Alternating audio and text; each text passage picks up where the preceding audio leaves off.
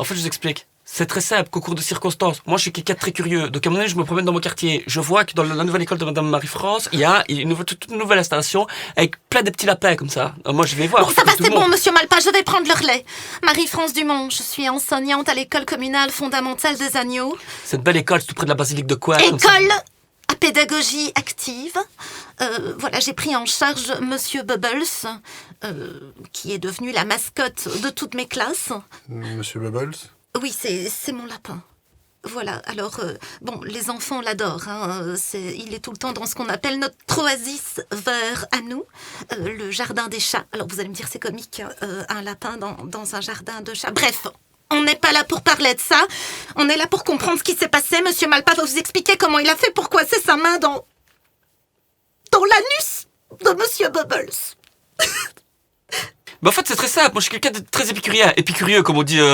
Donc moi, par exemple, j'adore faire des soirées triviales poursuites pour justement m'inculquer la culture. Et donc ce jour-là, je me suis dit, je vais prendre mon voile, aller faire un tour, regarder la nature, les fleurs, c'est le printemps, hop, c'est Pâques. Et là, je me dis, putain, c'est Pâques, trop bien. Je vais chercher une chasse aux œufs. Et là, qu'est-ce que je tombe sur quoi? Ah, lapin. Mais alors moi, on m'a toujours inculqué que Pâques, c'est la Renaissance. Enfin, c'est la Renaissance, c'est la résurrection, quoi. Et je me suis dit, putain, est-ce qu'en fait, Jésus ne sortirait pas d'un œuf à Pâques? Mais en même temps, parce qu'il y a un cheminement qui se fait, à Pâques, il y a les œufs, mais il y a aussi les lapins. Je me suis dit, je commence à cogiter, je me dis, les gars, ça se trouve, les lapins pondent des œufs à Pâques, uniquement à Pâques, hein. Mais que, en fait, Jésus sortirait d'un œuf qui a été pondu par un lapin. Donc, je vois le lapin, je me dis, putain, c'est le moment de vérifier. Donc, je traverse, donc, excusez-moi d'être pénétré dans votre jardin vert, et là, je m'approche du lapin, je sors mon téléphone, je mets mon téléphone au niveau de son cul, et là, comme par hasard, ma mamie m'appelle. Le lapin, comme un con, il a reculé au lieu d'avancer, et je me retrouve ma main coincée dans son cul. Ma question, c'est de savoir si monsieur Stéphane retire sa main du cul de la bête, est-ce qu'elle risque de décéder? Pour moi, elle va crever. Ouais, mamie! Je t'en criais parce que mon téléphone est coincé dans le cul du lapin! T'as pas de mots? Non, mais d'un lapin que j'ai vu, comme ça, Ouais, c'est ça, j'ai voulu regarder exactement. Jésus. Ben voilà, j'ai été vérifié. Mieux vaut tard que jamais.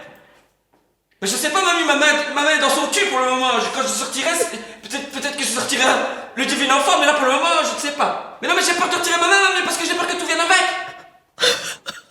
Ben ouais, son artère aorte, son âme. Non. Ah ouais, tu es certaine? Mamie, raccroche-toi, parce que moi je ne vois rien en fait, ma main est dans son cul toujours, donc À 3. 1. Attends. 1, 2, je la sors à 3, ou 1, 2, 3, puis je la sors? À 3. 1, 2, 3.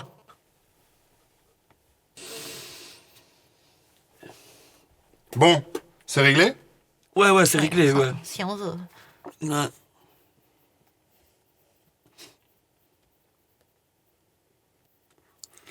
Mais gars, qu'est-ce que j'avais dit? L'enfant divin! Sainte Vierge. Jésus?